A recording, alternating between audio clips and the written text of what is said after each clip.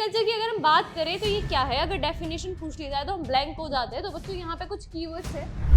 अगर हम वीट की बात करें तो बहुत ही सिंपल है, पंजाब से उठाना, पंजाब, हरियाणा, यूपी और एमपी। ठीक है, हम जस्ट आजाद हुए तो बच्चे उस टाइम पे जमींदारी सिस्टम बहुत ही प्रोमिनेंट था इंडिया में। Veterinary services and animal breeding centres को ओपन करा जा रहा है ताकि फार्मर्स यहाँ पर जाके अपने एनिमल्स की ब्रीडिंग करवा सके और ज्यादा से ज्यादा मिल्क में आउटपुट दे सके, इनकम बढ़ा सके। इसके बाद भी कभी कभी ऐसी सिचुएशन होती है कि फार्मर को एक से दो दिन के अंदर मनी चाहिए होता है। कैसे हैं सभी? बढ़िया, ऑल गुड, ओके। सो बच्चों कॉपीज निकालो, नोटबुक्स निकालो, बिकॉज आज हम पढ़ने वाले हैं एग्रीकल्चर। ये ज्योग्राफी का एक ऐसा चैप्टर है जो कि आपका थ्योरेटिकली इंपॉर्टेंट है, साथ ही साथ इससे मैप्स भी बनते हैं, राइट? अब तुमने एग्रीकल्चर के बारे में ना सेक्टर्स ऑफ इंडियन इकोनॉमी या क्लास 9th में भी पढ़ा होगा कि ये एक प्राइमरी सेक्टर का पार्ट है। बट एक्चुअली एग्रीकल्चर का मतलब क्या है और कैसे ये इंपॉर्टेंट है और एक एक क्रॉप के बारे में क्या इसकी इंपॉर्टेंस है, वो हम आज पढ़ने वाले हैं। ठीक है, तो रेडी हो सब? Energy high? जो अब तक नहीं पढ़ा या अब तक रिवाइज नहीं किया तो मैं अब आपको रिवाइज करवा भी दे रही हूँ और पढ़ा भी दे रही हूँ। इनकेस अगर आपके कोई डाउट्स आते हैं तो do let me know. Start करें? चलो, तो बच्चों हम इसमें पढ़ने क्या वाले हैं एक बार ये देख लेते हैं। सबसे पहले तो हम इसका इंट्रोडक्शन देखेंगे, ठीक है। एग्रीकल्चर देखेंगे, types of farming, cropping pattern, non food horticulture crops, technological institutions, impact of globalisation, और उसी के साथ ही चैप्टर एंड हो जाएगा। वेल चैप्टर लेंथी नहीं है, ठीक है, चैप्टर लेंथी नहीं है, बस इसमें ना थोड़ी सी डिटेलिंग है। पर उसको थोड़ा सा इश्यू आपको आता है कि मैम इसको याद कैसे करेंगे, तो याद नहीं करना है, बस चीजों को समझना है, ठीक है। उससे पहले मुझे एक बात बताओ, क्या आप लोगों ने क्लास 8th 7th में टाइप्स ऑफ क्रॉप्स पढ़ा है अकॉर्डिंग टू सीजन्स? 3 तरीके की होती है, बताओ क्या क्या? खारीफ, राबी और ज़ैद। खारीफ किस सीजन में ग्रो की जाती है? रेनी। और राबी? अच्छा, कंफ्यूजन तो नहीं होता? कैसे याद करते हो? याद है? हाँ, राबी रजाई, यस, राबी से रजाई तो मतलब कैसी क्रॉप हो गई? ठंड की हो गई। और खारीफ मतलब हाँ मतलब कीचड़, ठीक है। तो ये हो गया मॉनसून। इसके बीच में जो भी हमारे पास थोड़ा सा टाइम बचता है उसमें एक क्रॉप ग्रो की जाती है जिसे बोलते हैं जेड क्रॉप। मतलब बेसिकली ऐसी क्रॉप जो कि बहुत जल्दी क्या हो जाए, पक जाए, राइपन अप हो जाए या फिर हार्वेस्ट करने में कम टाइम लगे, ठीक है। तो आज हम बच्चों इसी में यही पढ़ने वाले हैं। तो एग्रीकल्चर की अगर हम बात करें तो ये क्या है, अगर डेफिनेशन पूछ ली जाए तो हम ब्लैंक हो जाते हैं। तो बच्चों यहाँ पे कुछ कीवर्ड्स है। सबसे पहली बात, ये एक साइंस है, ठीक है, और दूसरी चीज ये एक आर्ट है। आर्ट है cultivating plants and livestock. India की 60% ऑफ पॉपुलेशन पहले के टाइम से, but as of now almost 52% of population किसके ऊपर डिपेंडेंट है? एग्रीकल्चर। ये हमारी इनकम के साथ साथ हमें फूड भी प्रोवाइड करता है। अब एग्रीकल्चर तो कोई भी कर सकता है, पर अच्छा प्रोडक्शन करने के लिए, ज्यादा से ज्यादा प्रोडक्शन करने के लिए हमें किसकी रिक्वायरमेंट पड़ती है? साइंस की।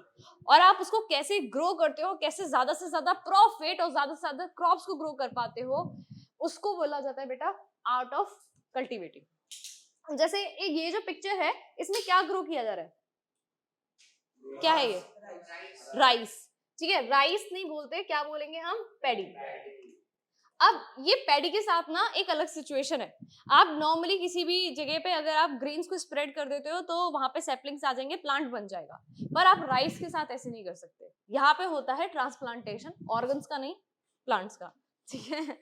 तो ट्रांसप्लांटेशन कैसे होता है? सबसे पहले तो हमें राइस को एक छोटी सी नर्सरी लेकर ग्रो करना होता है। जब बहुत सारे प्लांट्स से ग्रो कर जाते हैं तो इनको वहां से लाकर यहाँ पे ऐसे रखा हुआ है। अब एक एक प्लांट को लिया जाएगा, एक एक सैपलिंग को लिया जाएगा और मतलब होता है ना, मैनुअली हम उसको सॉइल में प्लांट करते हैं। तो हमने क्या किया? ट्रांसप्लांट किया। अगर ये बात किसी को नहीं पता है, जैसे हम लोगों को अब तक नहीं पता थी, तो शायद हमें अगर पैडी दिया जाता तो हम ऐसे ही फेंक देते चावल को, ग्रो हुआ हुआ, नहीं हुआ तो खराब हो जाता। साथ ही साथ पैडी को चाहिए होता है स्टेगनेंट वाटर। किसी और प्लांट को अगर आप रुके हुए पानी में ग्रो करोगे तो उसकी जो रूट्स है वो खराब हो जाएंगी, पर इसको ऐसे ही पानी चाहिए होता है, स्टेगनेंट वाटर चाहिए होता है, तभी ये ग्रो कर पाता है।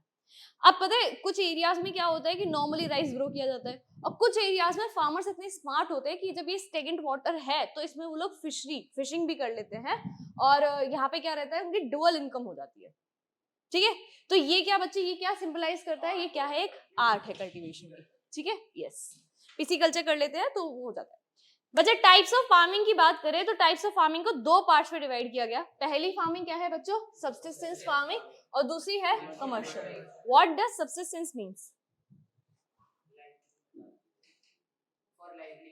यस, फॉर लाइवलीहुड या फिर बोले फॉर सर्वाइवल, मतलब जिसमें हमें सिर्फ खाना चाहिए, हमें इनकम से कोई मतलब नहीं है, ठीक है।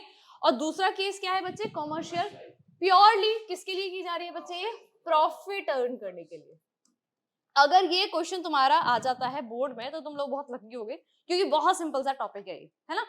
प्रिमिटिव, ठीक है, प्रिमिटिव सेल्स पढ़े, प्रोकैरियोट्स, यस, उसका मतलब क्या होता है, पुराने सेल्स जो हुआ करते थे, ऐसा ही कुछ होता है, हाँ, सिंपल बेसिकली।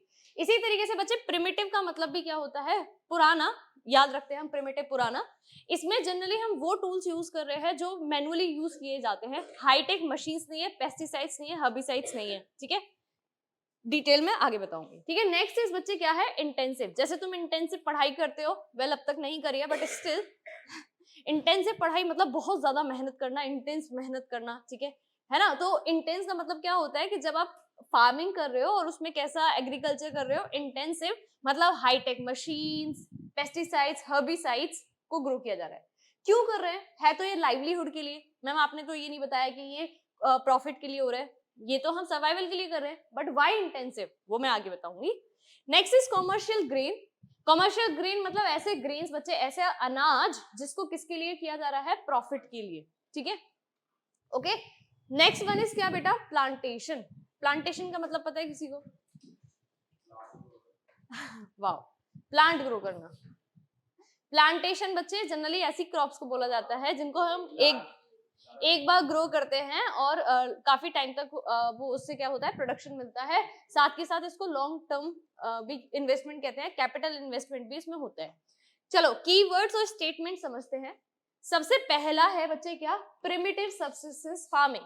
ये पहली इमेज देख के समझ में आ रहा होगा कि इसमें कैसे टूल्स यूज होने वाले हैं, मैनुअल टूल्स यूज होने वाले हैं। देखो ये स्मॉल पैचेस ऑफ लैंड पे देखने के लिए मिलता है, इसमें हो, दाव, डिगिंग स्टिक्स जैसी चीजें यूज की जाती है, और लेबर कहीं बाहर से नहीं आती, घर के ही लोग क्या करते हैं, मिलके एग्रीकल्चर करते हैं, ठीक है। यहाँ पे कोई इश्यू, पक्का। दूसरा अगर हम देखें तो बच्चे इनके पास कोई हाईटेक मशीन्स नहीं है, कुछ नहीं है, तो बच्चे ये किस पे डिपेंड कर रहे हैं, मॉनसून के ऊपर। अब मॉनसून फेलियर अगर देखने के लिए मिलता है तो क्या क्रॉप डैमेज होगी, ठीक है।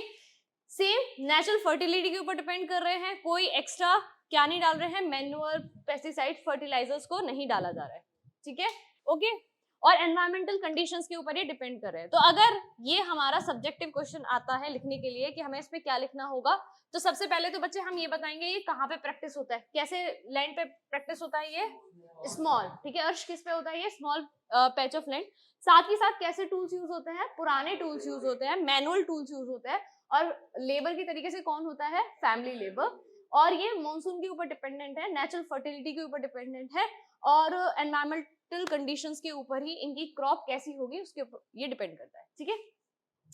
साथ ही साथ इसका एक एग्जांपल भी पूछ लेते हैं, that is slash and burn.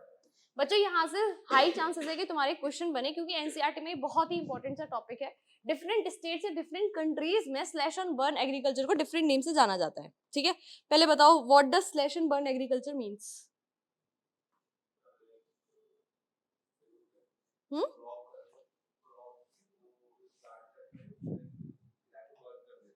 ठीक है, कोई और बताएगा?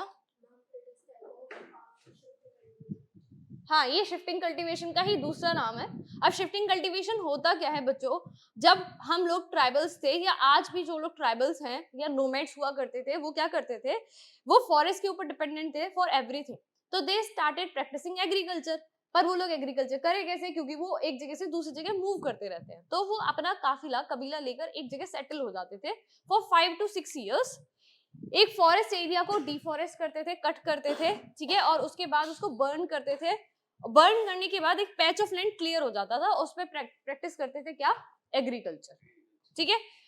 कुछ मॉनसून पे, एनवायरमेंटल कंडीशंस पे डिपेंड करने के बाद जब धीरे धीरे सॉइल की फर्टिलिटी डिक्रीज हो जाती थी आफ्टर 5 to 6 years, तो वो दूसरी एरिया में मूव कर जाते थे। अब तुम सोचो कि नोमैड्स हैं, ट्राइबल्स हैं, क्या उनके पास ट्रैक्टर वगैरह होगा? नहीं। जंगलों में घूम रहे हैं बच्चों, तो उनके पास इतनी हाईटेक मशीन्स नहीं होती थी और ना ही वो पेस्टिसाइड्स वगैरह परचेज कर रहे हैं। और लेबर कौन होती होगी बेटा? फैमिली लेबर होती होगी। तो हमें इतना समझ में आया कि वो कोई मतलब हाईटेक मशीन्स वगैरह को यूज नहीं कर रहे हैं, इसीलिए इसे किसमें रखा गया है बच्चे? Primitive subsistence farming. ये जो स्लैश एंड बर्न है, इसको डिफरेंट नेम से जाना जाता है, जैसे कि शिफ्टिंग कल्टीवेशन। अच्छा, शिफ्टिंग कल्टीवेशन तो एक छोटा सा नाम हो गया, बाकी हमारी डिफरेंट स्टेट्स में इनको डिफरेंट नेम से जाना जाता है। स्टेट्स वाला इंपॉर्टेंट नहीं है, पर जो कंट्रीज के लिए दिया गया है आपकी एनसीईआरटी में, वो आपको जरूर पढ़ के जाना है कि डिफरेंट कंट्रीज में इनके डिफरेंट नेम्स है।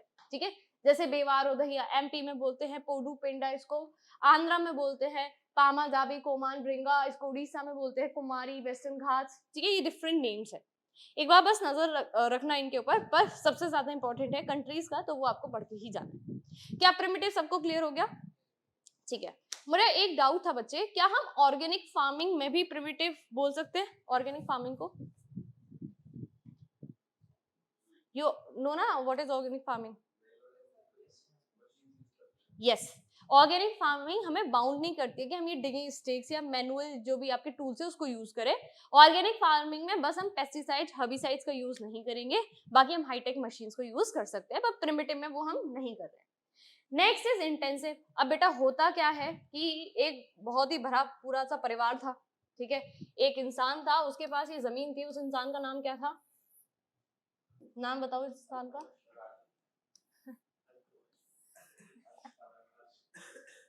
जो भी था वो देख लेते हैं। तो हमारे ये इंसान थे, इनका नाम था धनिया। धनिया। अब धनिया के पास ये जमीन थी और धनिया के होते 4 बेटे। ठीक है, कितने बेटे? 4। जब ये बच्चे बड़े हो गए तो इन्होंने लड़ाई करा घर में और बोला कि हमें अपनी अपना पैच ऑफ लैंड चाहिए। जब इन बच्चों की शादी हुई तो ये समझ में आया कि ये हिस्से 4 में बट गए और इनकी अपनी अपनी फैमिली होगी। तो एक इतने बड़े पैच पे जो धनिया अपनी पूरी फैमिली को चलाता था ऑफ 6 मेंबर्स, अब वो छोटे छोटे पैचेस पे वो लोग 4 या 5 मेंबर्स की फैमिली चला रहे थे। अब इतनी छोटे से पैच पे पॉसिबल नहीं था कि भाई प्रिमिटिव फार्मिंग करके ये लोग सर्वाइवल कर सके और थोड़ा बहुत इनकम भी अर्न कर सके सॉरी। तो इन दैट केस क्या हुआ, यहाँ पे हम देख रहे हैं किसका आना? इंटेंसिव फार्मिंग का। ठीक है, किसका आना? Intensive farming. तो इंटेंसिव में ये क्या करेंगे, इस छोटे ही पैच ऑफ लैंड से ज्यादा प्रोडक्शन करने की कोशिश करेंगे, तो मेहनत ज्यादा करेंगे। मेहनत का मतलब ये नहीं है कि इसके फील्ड के आसपास घूमते रहेंगे कि भाई मेहनत हो रही है, नहीं, ये अलग तरीके से मेहनत करते हैं। वो क्या है देखो, ये कहाँ प्रैक्टिस की जाती है बच्चे? स्पेशली हाई पॉपुलेशन एरियाज पे, जब जमीन के ऊपर प्रेशर है कि उसको ज्यादा से ज्यादा प्रोडक्शन करना है, लेबर इंटेंसिव फार्मिंग होती है। ठीक है, और बच्चे यहाँ पे फार्मर और उसकी फैमिली मेनली सीरियल क्रॉप्स को ग्रो करती है। सीरियल क्रॉप्स मतलब खाने वाला फूड। ठीक है, और अपने फैमिली के लिए ये अर्न किया जाता है। तो ये तो प्रिमिटिव में भी था, पर यहाँ पे थोड़ा बहुत लोकल मार्केट में भी सेल किया जाता है ताकि एक्स्ट्रा इनकम जनरेट हो सके। ठीक है, तो यहाँ पे बच्चे हम लोग क्या यूज कर रहे हैं? High dose of biochemical input, जैसे कि फर्टिलाइजर्स, पेस्टिसाइड्स। इरिगेशन पे भी मेन फोकस किया जा रहा है, मॉनसून के ऊपर डिपेंड नहीं कर रहे, सॉइल की फर्टिलिटी के ऊपर डिपेंड नहीं कर रहे हैं। और ये जनरली तब होता है जब जो लैंड एरिया है उसका क्या हो जाए बच्चे? फ्रेगमेंटेशन। किसकी वजह से? राइट ऑफ इनहेरिटेंस, जो कि हमने एक अभी परिवार में देखा। यहां तक कोई दिक्कत? Subsistence clear? ठीक है, दूसरा क्या था? कॉमर्शियल। कॉमर्शियल में पहला है कॉमर्शियल ग्रेन। कॉमर्शियल ग्रेन का मतलब होता है एक ऐसा अनाज जो कि प्रॉफिट के लिए ग्रो किया जा रहा है। बच्चों तुम लोगों ने बासमती राइस के बारे में सुना है? बहुत सारी वैरायटी है बासमती राइस की। ठीक है, इतनी वेराइटीज है कि हम उसको एक्सपोर्ट करते हैं, सॉरी हम उसको क्या करते हैं? एक्सपोर्ट करते हैं। मतलब हमारे यहाँ के मध्य प्रदेश के जो बासमती राइस है उसको जीआई टैग मिला हुआ है। What does GI tag means? कि ये लोकल राइस है और इसका फ्लेवर एरोमा इतना अच्छा है कि इसके जैसा किसी और एरिया में नहीं मिल सकता है। अगर मिलेगा भी तो इसी का कैटेगराइज किया जाएगा। जैसे कोई शॉल वगैरह, कश्मीरी शॉल, पश्मीना शॉल, हम क्या रिलेट करते हैं कि वो वहीं से रिलेटेड है। सेम वे में कश्मीरी एप्पल्स, हिमाचल के एप्पल्स, बहुत सारी चीजों को जीआई टैग मिल जाता है। तो जब हम यहाँ से राइस को, बासमती राइस को ग्रो कर रहे हैं, तो बच्चों अपनी फैमिली के लिए ग्रो करेगा कोई फार्मर? पक्का? मार्केट के लिए ग्रो करेगा। वो चाहेगा कि उसके जो राइस है उसको क्या किया जाए, एक्सपोर्ट किया जाए, ठीक है, यूएसए वगैरह। क्या वो उसकी फैमिली यूज करेगी उसको? कर भी सकते हैं और जनरली नहीं करते हैं क्योंकि उसे ज्यादा से ज्यादा अर्न करना है। बिल्कुल वैसे ही जैसे तुम लोग सोचते हो ना, जब तुम छोटे थे तो तुम चीज लेने जाते थे दुकान पर, तो तुम सोचते थे कि एक दिन हमारी ऐसी दुकान होगी तो मैं सब खा जाऊंगा, ऐसे ही सोचा। और उसमें तुम छोटे छोटे बच्चों को देखते होगे जिनके फादर की, उनकी फैमिली की वो होता है, ठीक है, तो वो क्यों नहीं यूज कर रहे हैं उसको, वो क्यों नहीं खा लेते हैं? यस, वो बेसिकली उनका क्या है, इनकम जनरेटिंग थिंग है, राइट? ऐसा ही होता है। जैसे अभी भी तुम्हारे माइंड में कुछ आता होगा कि भाई ये लोग खड़े हुए हैं, खाते क्यों नहीं है, इनकी शॉप है ना? तो वो बच्चे क्या होता है कि कुछ small proportion they consume, but एक लार्ज प्रोपोर्शन कंज्यूम नहीं करते हैं, बिकॉज उसको क्या करना है, उनको प्रॉफिट अर्न करना है, सेल करना है। देखो यहीं पे यूज किया जा रहा है, मैंने इतनी बार समझाया है, HIV नहीं होता है, HYV होता है, पर फिर भी जब मैंने अभी नोटबुक्स चेक करी उसमें भी HIV लिखा हुआ है बेटा, it's HYV, high yielding variety seeds, जिससे एक्सपेक्टेड नहीं है उन बच्चों ने लिखा हुआ है HIV। तो बच्चे HYV high yielding variety seeds को ग्रो किया जा रहा है, केमिकल्स का यूज हो रहा है, फर्टिलाइजर्स का यूज हो रहा है, इंसेक्टिसाइड का यूज हो रहा है, पेस्टिसाइड का यूज हो रहा है। क्यों यूज हो रहा है बच्चे? क्योंकि इन्हें ज्यादा से ज्यादा प्रॉफिट अर्न करना, जनरली हम इसमें एक्सपोर्ट होते हुए भी देखते हैं चीजों को, ठीक है। और हाईटेक मशीनरीज का यूज होता है। अच्छा एक बात बताओ, ऐसा पॉसिबल है कि एक स्टेट के लिए कॉमर्शियल ग्रेन हो और दूसरे के लिए वो सब्सिस्टेंस क्रॉप हो? पॉसिबल है? एग्जांपल, हरियाणा और बिहार। बिहार में तो खाते बच्चे, देखो, हाँ हरियाणा, हाँ तुम दोनों को एग्जांपल ले रहे हो तो ठीक है। तो देखो जैसे हरियाणा है, पंजाब है, यहाँ पे राइस इतना कंज्यूम नहीं किया जाता, ऑल्दो भी कंज्यूम पहले टाइम पे और भी नहीं किया जाता था। तो ये लोग जब राइस ग्रो कर रहे हैं तो इनका एक ही टारगेट है, इनको क्या करना है, इसको सेल करना है। और अगर यही उड़ीसा, बिहार या बंगाल में अगर राइस ग्रो होगा तो वो उनका क्या है, स्टेपल क्रॉप है, मेन क्रॉप है, उनका खाना कंप्लीट नहीं होता विदाउट राइस, है ना। तो यहाँ पे हम देख रहे हैं कि ग्रेन वेरी करता है जगह से जगह कि भाई उसकी क्या इंपॉर्टेंस रहेगी। यहाँ पे एक तुम्हारा एग्जांपल भी दिया हुआ है, जैसे rice is a commercial crop for Haryana and Punjab, but वो उड़ीसा में सब्सिस्टेंस क्रॉप में आता है, लोगों की डेली डाइट का पार्ट है वो, ठीक है, उनका खाना है वो, ठीक है। Is it clear? तो हमने अब तक बच्चों क्या पढ़ा, हमने सब्सिस्टेंस के दो पार्ट्स पढ़ लिए, ठीक है, सब्सिस्टेंस फार्मिंग में प्रिमिटिव और इंटेंसिव, और अभी हम लोगों ने कमर्शियल फार्मिंग में कमर्शियल ग्रेन, और दूसरा भी हम देख रहे हैं प्लांटेशन। प्लांटेशन का कुछ की फीचर है बच्चे, क्या? पहली चीज तो यहाँ पे कैसी क्रॉप ग्रो की जाती है, सिंगल क्रॉप, कैसे एरिया में बच्चे, लार्ज एरिया। ये कैपिटल इंटेंसिव है, कैपिटल इंटेंसिव मतलब ज्यादा जमीन और ज्यादा जो आपको इनपुट करना पड़ेगा इसमें, ठीक है। और इसमें ना काफी टाइम तक आपको क्या मिलता रहता है, रिटर्न मिलता रहता है। Machinery, fertilisers, irrigation, transportation facilities की रिक्वायरमेंट होगी। कोई एग्जांपल दो प्लांटेशन का। टी, कॉफी, कोई भी फ्रूट बेटा, हाँ फ्रूट्स भी हैं, जितने भी फ्रूट्स हैं, जूट नहीं,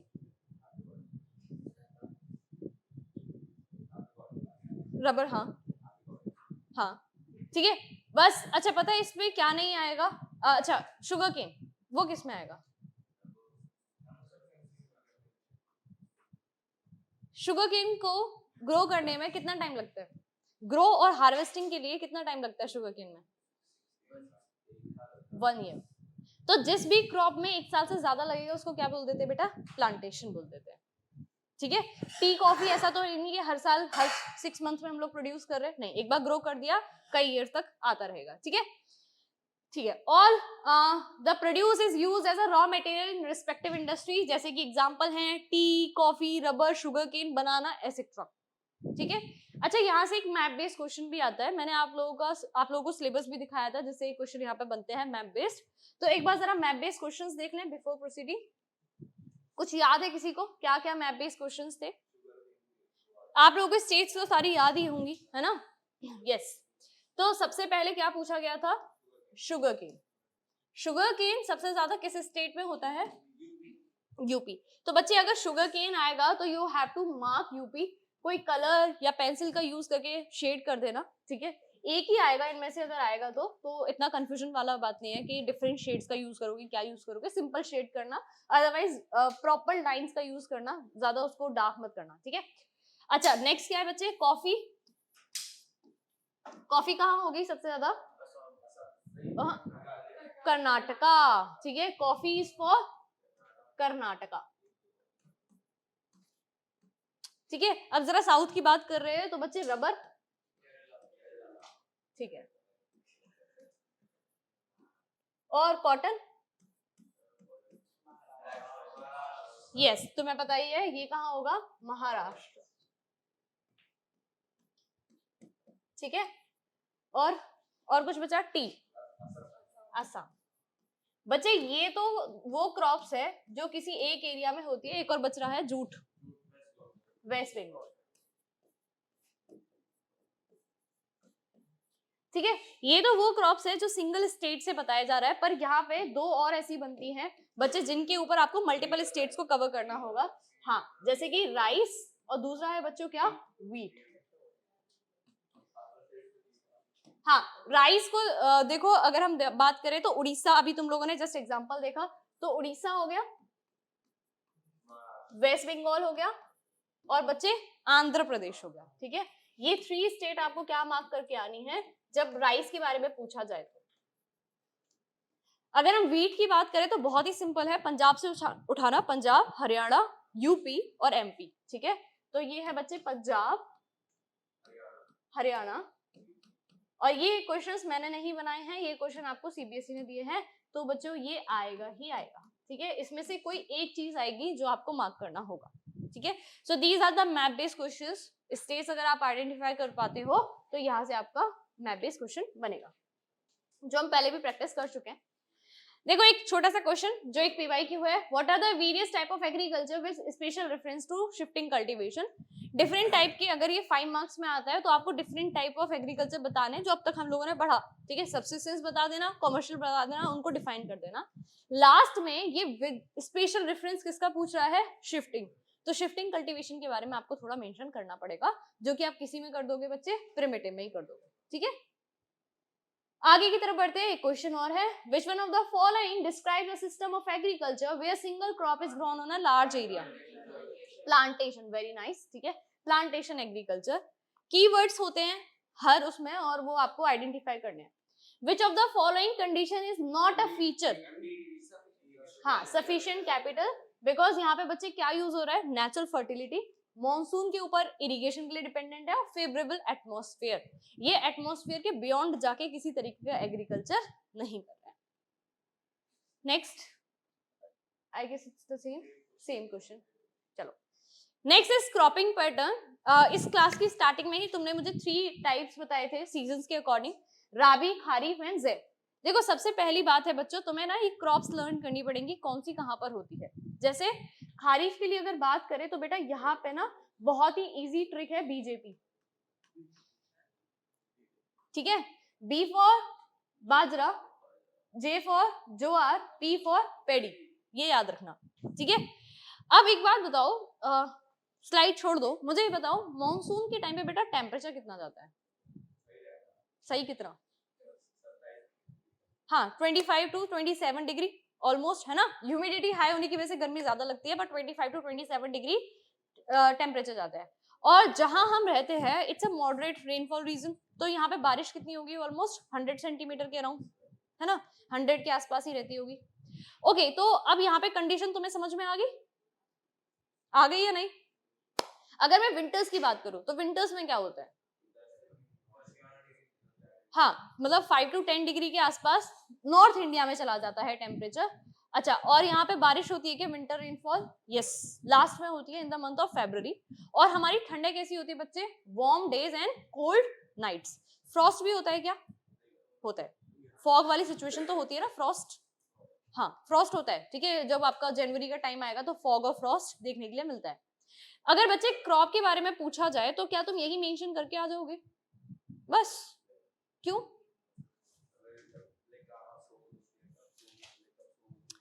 अच्छा ठीक है, बच्चे मॉनसून कब स्टार्ट होता है, जून, केरला में जून में आ जाता है, मतलब इंडिया में जून में एंटर कर जाता है।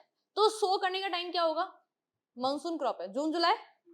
मॉनसून वापस कब जाता है, सितंबर अक्टूबर। तो हार्वेस्ट करने का टाइम क्या होगा, सितंबर अक्टूबर। ठंड कब आती है, नवंबर दिसंबर। और तो बच्चे इसका राबी क्रॉप का सो करने का टाइम क्या होगा? नवंबर दिसंबर। ठंड कब चली जाती है? मार्च अप्रैल। तो हार्वेस्ट करने का टाइम क्या होगा? मार्च अप्रैल। सिंपल। तो बच्चे आपने ये जो वेदर कंडीशंस खुद से एक्सपीरियंस करी है उसके बेसिस पे ही पॉइंट्स लिख देने। जैसे अगर राबी क्रॉप के बारे में पूछिए तो राबी क्रॉप पहले हमें समझ लेनी है कौन सी है बच्चे। व्हीट है, बार्ले है, पीस है, ग्राम है, मस्टर्ड है। ठीक है।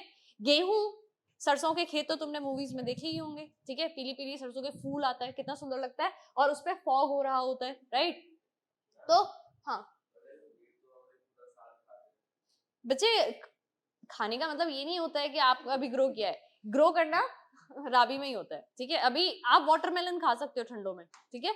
अब तो हम लोग इतना ज्यादा सेव कर सकते हैं चीजों को, कोल्ड स्टोरेज वगैरह होते हैं। और ग्रेन्स का क्या होता है, खराब नहीं होते, मल्टीपल ईयर्स तक स्टोर किए जा सकते हैं। ठीक है। जो तुम बायो में पढ़ोगे कैसे हॉर्मोन्स होते हैं इसके लिए। ठीक है। रिस्पॉन्सिबल। चलो चलो राबी की बात करते हैं। मतलब ठंड के सीजन में, ठंड कब स्टार्ट हुई बच्चे? अक्टूबर से दिसंबर के बीच में। तो उसको उसी टाइम पे ग्रो किया जाएगा। हार्वेस्ट कब करेंगे बच्चे? अप्रैल टू जून। बहुत बड़ा टाइम दिखाया हुआ है तो मार्च और अप्रैल लिख देना। स्टेट्स ऑलमोस्ट कॉमन होती है जो एग्रीकल्चर स्टेट्स है, जैसे कि पंजाब, हरियाणा, यूपी, बिहार, एमपी, ये सब। ठीक है। खारिफ मतलब रेनी सीजन। रेनी सीजन कब आया? जून से जुलाई में सो कर दिया जाएगा। हार्वेस्ट हो जाएगा सितंबर से अक्टूबर।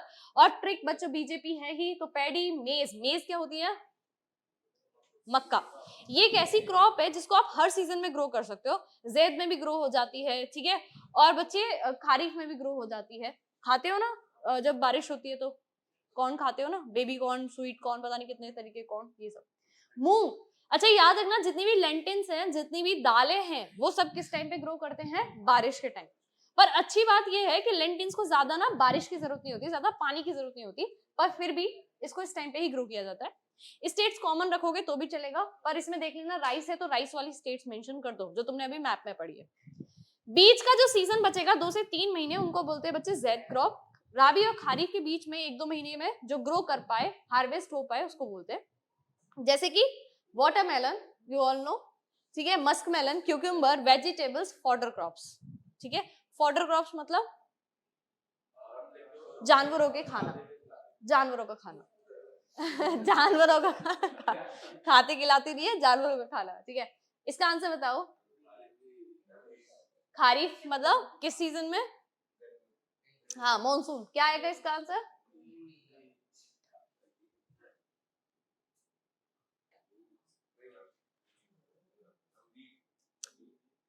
राबी। हाँ भाई, वीट तो ठंडों में ही तो ग्रो होता है वीट। चलो next, name the crop with the onset of monsoon. मतलब किसकी बात पूरी होगी? खारिफ। क्या आएगा इसका आंसर? अब डिफरेंट क्रॉप्स के बारे में है, देखो टेबल देख के डर लगेगा। ठीक है। स्टेट्स कॉमन ही रहेंगी बच्चों, तो इसका टेंशन नहीं लेना है। ठीक है। ये 3-4 स्टेट्स भी लिखा होगे तो आंसर ठीक हो जाएगा। कंडीशन देख लेना। पहली क्रॉप क्या है बेटा? मेज। कैसी टाइप की क्रॉप है? खारिफ। ठीक है। कैसी है? खारिफ। खारिफ मतलब वही टेम्परेचर, बारिश वाला सीजन, एलुवियल सॉइल मेंशन कर दिया, हैवी रेनफॉल 100 सेंटीमीटर तक। ठीक है। ये फूड एंड फॉडर दोनों की तरीके से यूज होता है, मतलब हम लोग खाना भी खाते हैं इसको और हम अपने जानवरों को भी खिलाते हैं। बिहार में इसको राबी सीजन में भी ग्रो किया जाता है, मतलब ये किसी भी सीजन में ग्रो हो सकती है मेज। ठीक है। नेक्स्ट बच्चे, दाल। अगेन कैसी क्रॉप? खारिफ। ठीक है। अब इसको ना कम मॉइस्चर की जरूरत होती है, बट स्टिल ये ग्रो कर जाता है। कम बारिश वाले रीजन जहां पे मॉडरेट रेनफॉल होती है, जैसे MP, Rajasthan, Maharashtra, UP and Karnataka. अच्छा, दाल की अगर बात करें तो ये एक तरीके का कैसा क्रॉप है? Leguminous. You all no, class 8 में पढ़ा होगा साइंस में। फर्टिलिटी बढ़ाता है। कैसे बढ़ाता है पता है? हाँ। तो बच्चे, हमारा जो प्लांट है ना, वो एयर में इतनी सारी नाइट्रोजन प्रेजेंट है पर उसको कैच नहीं कर सकता, ले नहीं सकता है। तो वो एक बैक्टीरिया को बुलाता है, कहता है हमारे लिए जरा नाइट्रोजन लेकर आओ। वो बैक्टीरिया को बदले में वो स्टार्च, शुगर या कह सकते हो शेल्टर दे देता है।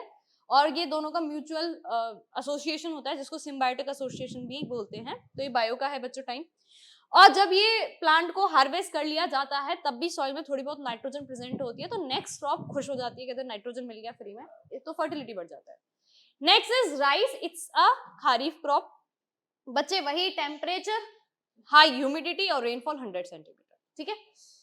Same type. ठीक है। ये सेकंड लार्जेस्ट प्रोड्यूसर है हम इसके, किसके बाद? चाइना के बाद। क्या बच्चे? हाँ, okay. Next is wheat. Wheat कैसा क्रॉप है? राबी। तो देखो अब तक जितने हमने क्रॉप्स पढ़े ये सब खरीफ थे, दाल, मेज और राइस। अब वीट की बात करें तो वीट कैसा क्रॉप रहा बच्चे? राबी। अब अगेन ठंड बताओ, ठंड कैसी होती है मैम? कोल्ड होता है, ठीक है, कोल्ड सीजन होता है, दिन में धूप निकलती है, रात को ठंड होता है, टेम्परेचर कम होता है, और बच्चे एनुअल रेनफॉल 50 to 75, जो कि विंटर मॉनसून आता है फरवरी के टाइम, उसकी बात हो रही है, ठीक है। स्टेट्स कॉमन, हाँ जैन एंड में आ जाता है बेटा, जब स्नोफॉल शुरू होती है तभी उसी को विंटर मॉनसून जनरली जैन के एंड में शुरू होती है, ठीक है। जनवरी मिड जैन से आ जाता है, कभी भी आप देख सकते हो कि मॉनसून आ जाएगा। ये second most important cereal crop है आफ्टर राइस। नेक्स्ट बच्चे ज्वार बाजरा, ठीक है, कैसी क्रॉप है ये? राबी या खारीफ? खारीफ, ठीक है। तो बच्चे ज्वार है, बाजरा है, रागी है, ये तीनों मिलेट्स में बात कर लेते हैं इनको। मॉइस्ट सीजन में ग्रो होता है, सैंडी शैलो। बाजरा ना ड्राई सीजन में भी ग्रो हो जाता है, तो राजस्थान में मेजरली यही क्रॉप ग्रो की जाती है। रागी रेड, ब्लैक, सैंडी किसी भी तरीके की सॉइल में आप इसको ग्रो कर सकते हो। स्टेट्स ऑलमोस्ट कॉमन है। रागी को बच्चे ग्रो करना बंद कर दिया लोगों ने, क्योंकि उन्हें व्हीट और राइस में ज्यादा प्रॉफिट दिखा, और आज के टाइम पर रागी बहुत एक्सपेंसिव है। उसका रीजन क्या है? ये बच्चे किसमें रिच होती है? आयरन, कैल्शियम, माइक्रोन्यूट्रिएंट्स में। बाजरा का एक ही कैरेक्टरिस्टिक लिखा हुआ है, ड्राई रीजन क्रॉप है। और बच्चे थर्ड मोस्ट इंपॉर्टेंट क्रॉप बताइए, ज्वार। पहली कौन सी थी? राइस, सेकंड व्हीट, और third jowar. Jowar is again a food and fodder दोनों, बाजरा भी फूड एंड फॉडर, रागी भी। पहले टाइम पे ये जानवरों को खिलाए जाते थे, हाँ मतलब इंसान भी खाया करते थे, पर ये मेजरली जानवरों के लिए हुआ करता था ज्वार और रागी। ओके, आंसर बताओ इसका। करेक्ट, पे ऑफ मैच करना है। Wheat north western parts of country, specific states Punjab, Haryana, UP, MP, ठीक है, जो मैप बेस्ड क्वेश्चन भी था हमारा। राबी क्रॉप, यहाँ पे ऑप्शन 2 सेम है, यही ग्राम ही है इसका आंसर, ठीक है। अगर लेंटिन्स होगा तो कैसी क्रॉप होगी बच्चों? लेंटिन्स मतलब दाल, किस में आएगा? खारिफ, ठीक है, किस में आएगा? खारिफ। नेक्स्ट बच्चे नॉन फूड क्रॉप, मतलब जो खाना नहीं है। अब हमारा अर्श बोलेगा कि मैम खाना कैसे नहीं है, शुगर केन तो हम खाते हैं, पर बेटा वो फूड नहीं है, ठीक है, फूड नहीं है, हमारे खाने का एक हिस्सा है पर खाना नहीं है। तो बच्चे पहला है sugar cane. Sugar cane generally tropical subtropical regions में ग्रो होता है, मतलब ट्रॉपिक ऑफ कैंसर से ट्रॉपिक ऑफ कैप्रिकॉर्न के बीच में ही ग्रो किया जाएगा पूरे वर्ल्ड में, ठीक है। अब बच्चे कैसा क्रॉप है? खारीफ, मतलब इसको जब ग्रो किया जाता है तब बारिश हो रही होती है, ठीक है, क्या हो रही होती है? बारिश हो रही होती है, तो टेम्परेचर वही रहेगा और rainfall same. Sugar cane highest producing state क्या थी? मैप बेस्ड यूपी, ठीक है, यूपी, महाराष्ट्र, कर्नाटका, तमिलनाडु, ये रीजन्स में ग्रो किया जाता है। सेकंड लार्जेस्ट प्रोड्यूसर है हम, ठीक है, क्या है? सेकंड लार्जेस्ट प्रोड्यूसर है after Brazil. Next is rubber. Rubber भी बच्चों कहाँ ग्रो होती है? ट्रॉपिकल एंड सब ट्रॉपिकल। रबर एक ऐसी क्रॉप है बच्चे जो कि बहुत इंपॉर्टेंट रॉ मटेरियल है बहुत सारी इंडस्ट्रीज के लिए, है ना। एक कार की ही बात करें तो कार में कितनी सारा रबर यूज होता है ना, बहुत ज्यादा यूज किया जाता है। रबर एक बहुत इंपॉर्टेंट पार्ट होता है, तुम किसी भी मशीन की बात कर लो, ठीक है, ज्यादातर मशीन में यूज होता है। बच्चे वही ट्रॉपिकल कंडीशन, टेम्परेचर 25, रेनफॉल थोड़ी ज्यादा चाहिए होती है, इसलिए रबर कहाँ सबसे ज्यादा ग्रो होता है? केरला। मैप बेस्ड क्वेश्चन भी है।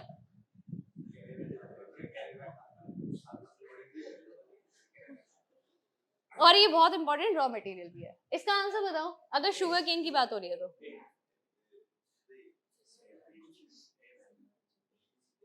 ठीक है, क्यों? यहाँ पे 21 to 27 डिग्री सेल्सियस दिया हुआ है, और ये कैसी क्रॉप है बच्चे? राबी या खारीफ? खारीफ। जब शुगर केन को ग्रो किया जाता है तब बारिश का सीजन होता है। एनुअल रेनफॉल 75 to 100 सेंटीमीटर्स को चाहिए होता है। दूसरा ऑप्शन देखो 17 डिग्री, जो कि बहुत कम हो जाता है। और लास्ट इज बच्चे 25 डिग्री, और ये थोड़ी ज्यादा बारिश हो जाती है, तो A is the perfect answer for it. Horticulture, agriculture समझ में आया, क्रॉप्स को ग्रो करने का साइंस और art. What does horticulture means?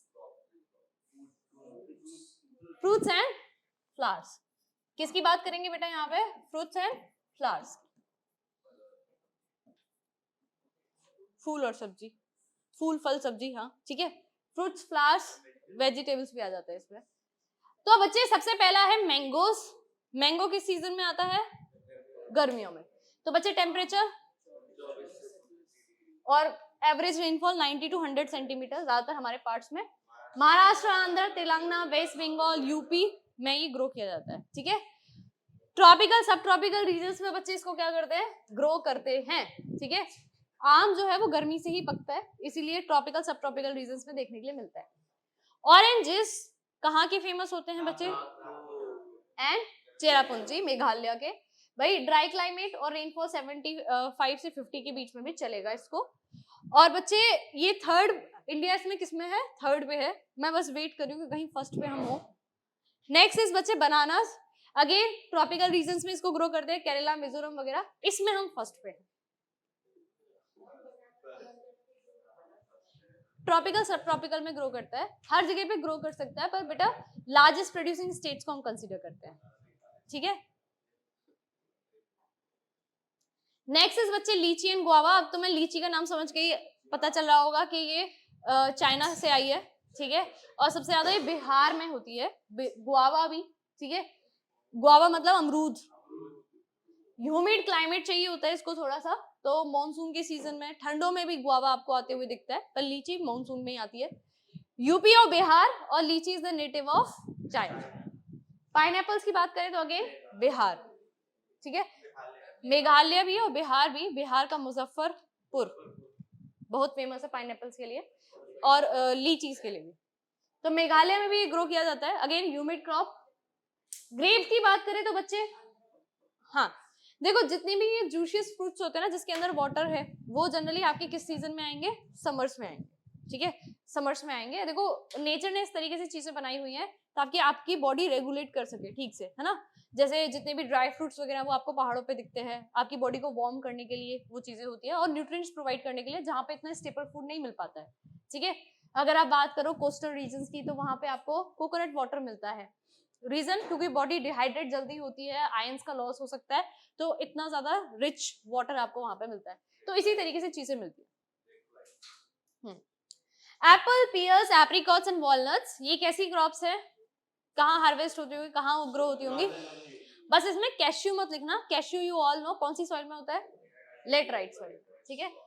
तो these require low temperatures to grow. Jammu Kashmir, Himachal Pradesh, और ये बहुत ज्यादा कमर्शियली इंपॉर्टेंट है, लोग खाते हैं, बट ये सबसे ज्यादा कैसा इंपॉर्टेंट है बच्चे? कमर्शियली। इसको हम एक्सपोर्ट भी करते हैं और अपना सेल्फ कंजप्शन भी है। नेक्स्ट इज बच्चे फाइबर। फाइबर हम 3 तरीके की यूज करते हैं, जूट है, कॉटन है और वूल है, ठीक है। पर हम यहाँ पे प्लांट बेस की बात कर रहे हैं, तो सबसे पहले क्या आएगी बेटा? कॉटन। कैसी क्रॉप? खारीफ। अब देखो कॉटन है तो खारीफ क्रॉप, होती तो रेनी सीजन में है, पर इंटरेस्टिंग बात ये है कि इसका जो फ्लावर होता है अगर उसके ऊपर पानी गिर जाए तो पूरा क्रॉप खराब हो जाता है, ठीक है। तो फार्मर्स को बहुत लॉस होता है अगर बारिश हो जाती है जब इसमें फ्लावर आता है, मतलब वही सितंबर अक्टूबर का टाइम, ठीक है। तो उस टाइम पे फार्मर्स ये प्रे करते हैं कि बस बारिश ना हो, है ना।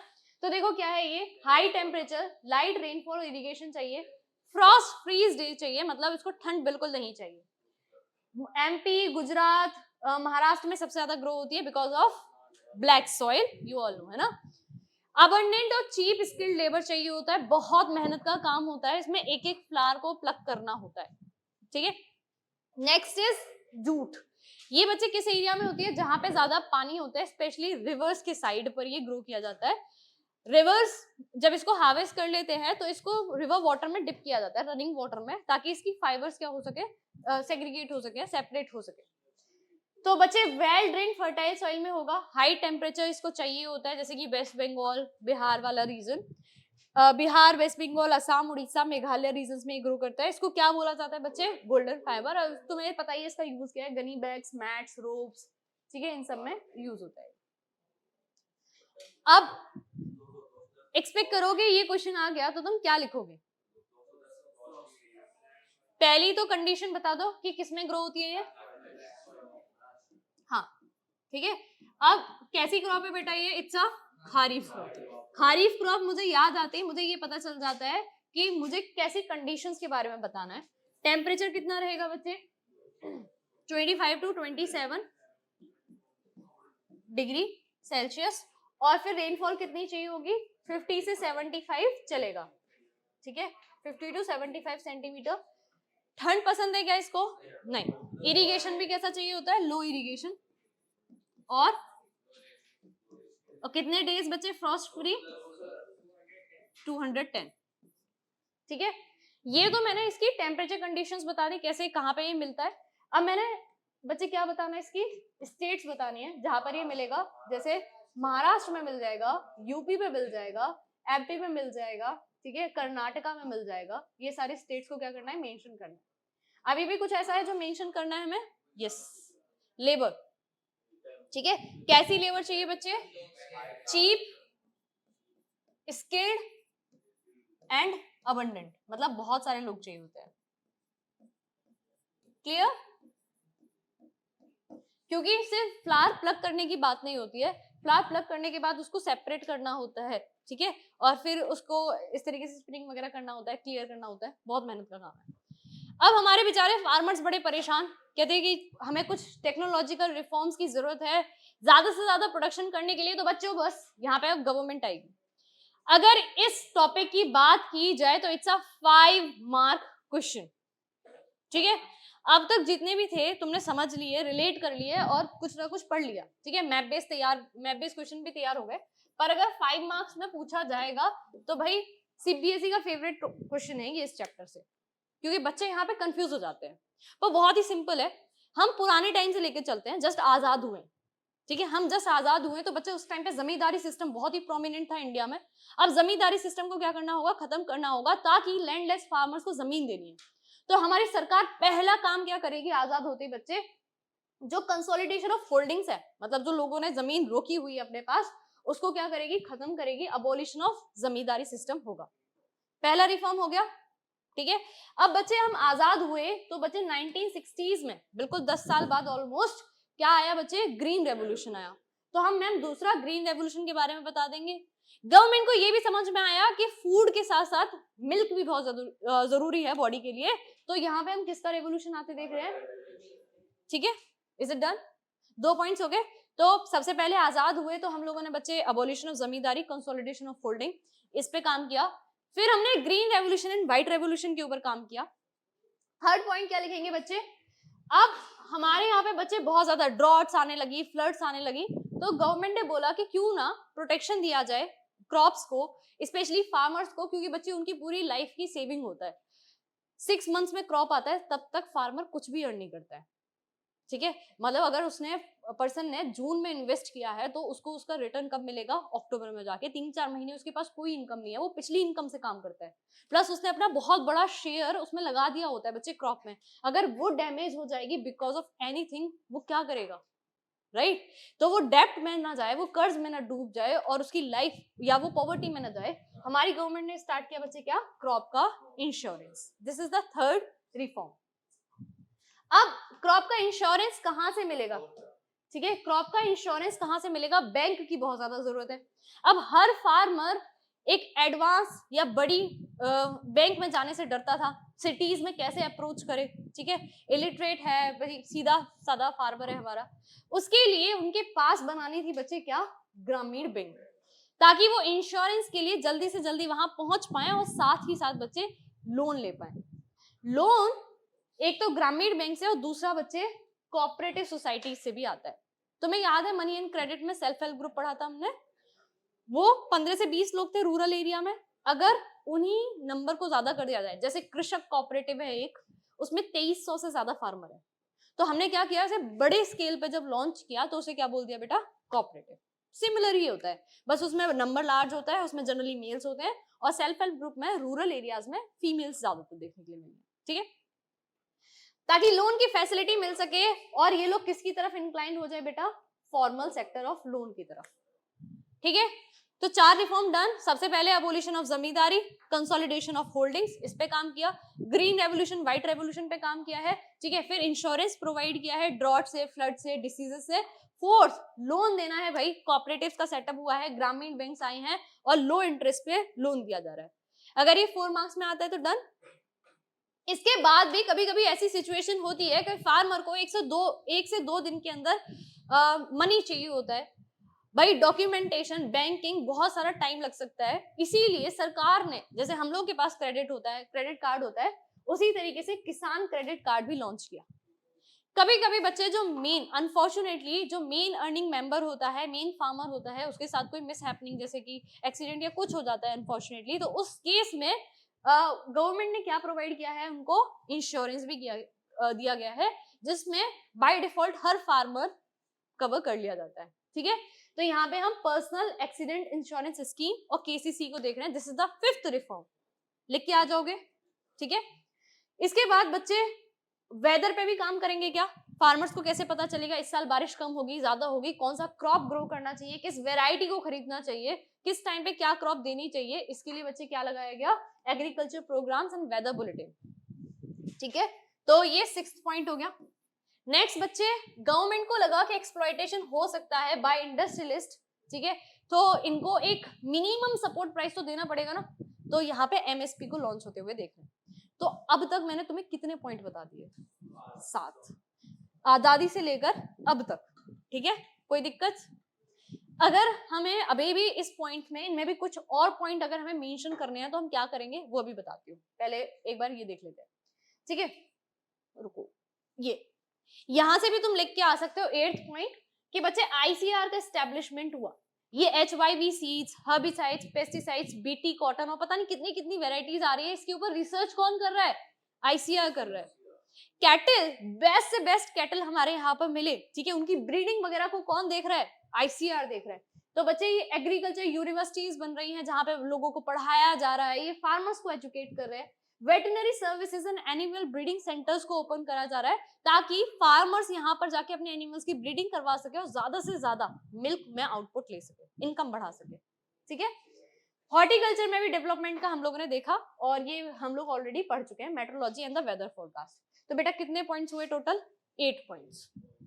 ठीक है, एनी 5 आपको मेंशन करके आने हैं और प्लीज इसको बिल्कुल ध्यान से पढ़ के जाना, की वर्ड्स को ध्यान में रखना, सबसे इंपॉर्टेंट पार्ट है ये इस चैप्टर का। ठीक है, तो जरा हम आगे आ गए थे तो एक बार पीछे चलते हैं, ये देख लेते हैं क्या था इसका आंसर।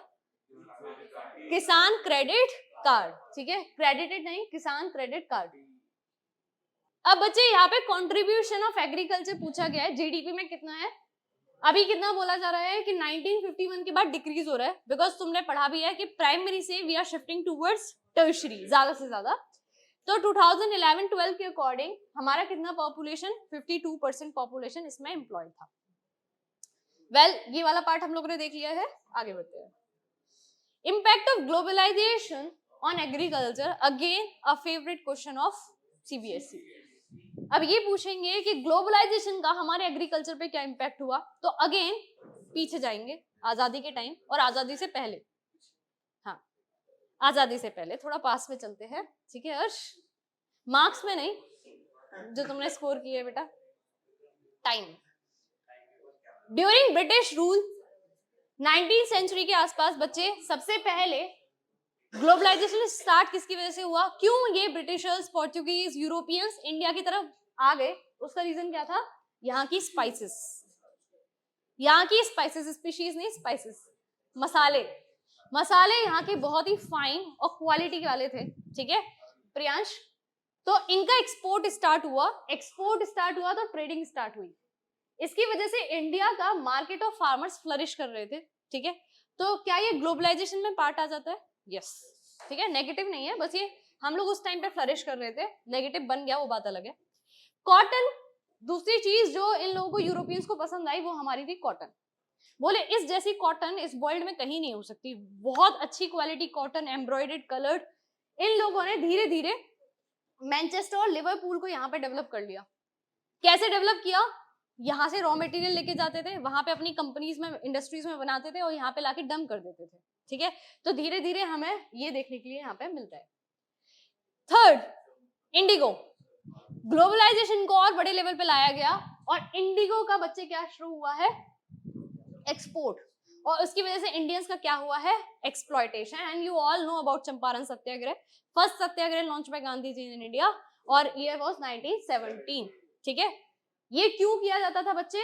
अपने टेक्सटाइल को कलर करने के लिए, एक डाई के जैसे ये था, ठीक है। पर इंडिगो का रिजल्ट क्या होता है? ये हमारी सॉइल को क्या करता है? खराब करता है, ठीक है। 3 पॉइंट हो गए। तो तुम्हें क्या दिख रहा है? पहले हम स्पाइसेस में अच्छा कर रहे हैं, फिर कॉटन में अच्छा कर रहे हैं, और फिर धीरे धीरे हमारा एक्सप्लॉयटेशन स्टार्ट हो रहा है। फिर यहाँ पे इंडिगो की स्टार्टिंग हो रही है ना। Despite of being the important producer of agriculture crop, India is not able to compete with developed countries. Highly subsidise agriculture in those countries, वहां पे ना गवर्नमेंट बहुत हेल्पफुल है, इंडिया में इतना नहीं है, ठीक है। कहीं ना कहीं हम लैग करते हैं अभी भी बहुत सारी चीजों में, एक्सपोर्ट में, इंपोर्ट में।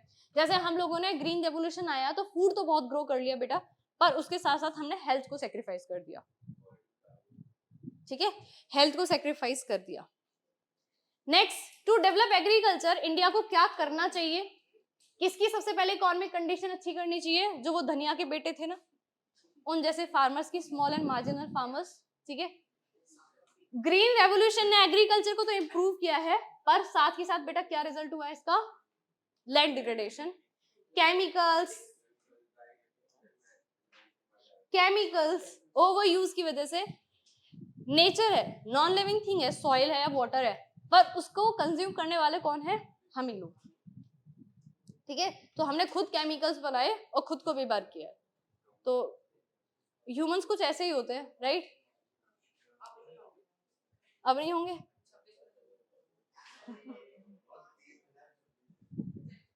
अब इसी में बच्चे ऑर्गेनिक फार्मिंग आया। पहले जो ऑर्गेनिक फार्मिंग थी, देखो कितनी अच्छी बात है ना, पहले ऑर्गेनिक फार्मिंग परफॉर्म की जाती थी। बोले नहीं नहीं नहीं, इससे मजा नहीं आ रहा, ऑर्गेनिक फार्मिंग खत्म करी, पेस्टिसाइड्स केमिकल्स डाल दिए।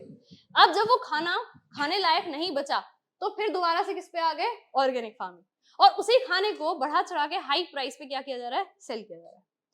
Organic farming should be considered and does not require chemicals, fertilisers, जिसका कोई नेगेटिव इंपैक्ट एनवायरमेंट पे और हम पे नहीं होता है। पर इकोनॉमिस्ट ये बोलते हैं कि farmers have a good future if they grow food grains, जैसे कि बच्चे रागी। पूरा नॉर्थ इंडिया ग्रो कर रहा है व्हीट और राइस।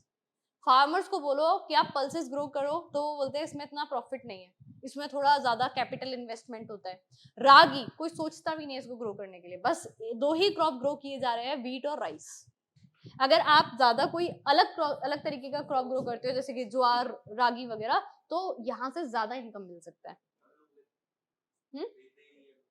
खरीदते हैं बेटा, क्यों नहीं खरीदते? एक्सपोर्ट होता है, बहुत खरीदते हैं। रिसेंटली वो एक कोई पाउडर स्टार्ट हुआ ना, मोरिंगा पाउडर क्या है, लोगों ने वो भी कंज्यूम करना शुरू कर दिया कि इसमें ये न्यूट्रिएंट सोर्स है। बच्चे बेसिकली आप कितना चीज को एडवर्टाइज कर सकते हो और कितना नॉलेज प्रोवाइड कर सकते हो, उसके ऊपर डिपेंड करता है। अगर आप नॉलेज के साथ अगर एग्रीकल्चर में उतरते हो, तो उसके आप बहुत अच्छा कर सकते हो, बहुत अच्छी इनकम और प्रॉफिट अर्न कर सकते हो एग्रीकल्चर में, ठीक है। इंडियन फार्मर्स अब ये सजेस्ट कर रहे हैं कि इंडियन फार्मर को क्या करना चाहिए बच्चे?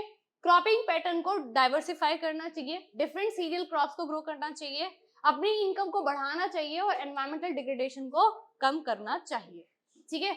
ये तुमने उसमें भी पढ़ा था ना, लैंड डिग्रेडेशन में, स्ट्रिप क्रॉपिंग, मल्टीपल क्रॉपिंग, है ना, वो सब होता नहीं है, कुछ एरियाज में होता है। लास्ट बेवरेजेस बचते हैं बच्चों। अब यहाँ पे थोड़ा ये मैच द फॉलोइंग टाइप का हो गया है, तो ध्यान रखना। अगर हम ऑयल की बात करें, ये वाले ऑयल की बात करें, तो बच्चे ऑयल सीड्स जैसे कि ग्राउंडनट, सनफ्लावर, मस्टर्ड, सेसमम, तिल, इन सब के ऑयल को हम यूज करते हैं खाने के लिए, ऑइंटमेंट्स के लिए, सोप्स में, बाकी सारी चीजों में। ये कैसी क्रॉप होती है बच्चे? खारीफ क्रॉप होती है। कैसे याद रखना? ग्राउंडनट, मूंगफली खा रहे हो अभी, ठंड आ चुकी है, नहीं खाते, बस आती तो है ना अभी इस टाइम पे। इस टाइम पे आ रही है, मतलब कब ग्रो की गई होंगी? रेनी सीजन में, है ना, तभी तो अभी हार्वेस्ट होके आ पाई हैं। तो ऐसे याद रखना, तो जितने भी आपके इस तरीके के ऑयल सीड्स होते हैं वो किस टाइम पे ग्रो होंगे? खारीफ, ठीक है। खारीफ की कंडीशंस बता देना। वही नेक्स्ट इज बच्चे हमारा टी। टी की अगर बात करें तो हम लार्जेस्ट एक्सपोर्टर है। ब्रिटिशर्स चले गए, पर हमने अपने फॉर्म की जो टी है उसको कंज्यूम करना शुरू कर दिया, है ना। तो ये लोग पीते थे, तो इंडियंस को लगता था wow what a elite drink, हमने नहीं पी तो क्या हुआ, है ना। तो फिर हम लोगों ने इसको ऐसे अपनी लाइफ में मिलाया कि अभी हमारे ब्लड में चलती है। ये रिक्वायर करती है बच्चे अबंडेंट, चीप और स्किल्ड लेबर, बहुत मेहनत का काम होता है, ऊपर की लीव्स को लिया जाता है। वो लोग ग्रीन टी पिया करते थे, हमने उसको फर्मेंट करके काली चाय बना दी, ठीक है। ये ट्रॉपिकल सब ट्रॉपिकल रीजन्स में ग्रो करता है बच्चे। कंडीशंस, अच्छा सबसे ज्यादा कहाँ पे ग्रो करते हैं इसको? असम। मैप बेस्ड क्वेश्चन है, ठीक है। Deep fertile well drained soil चाहिए होती है, रिच इन ह्यूमस। कॉफी से एक एमसीक्यू बनता है उसकी वेराइटीज के ऊपर। वेराइटी कौन सी है बच्चे? Arabica and robusta. आपसे ये पूछा जाएगा ये किस क्रॉप की वेराइटी है, तो arabica and robusta. Highest coffee producing state Karnataka. Which one?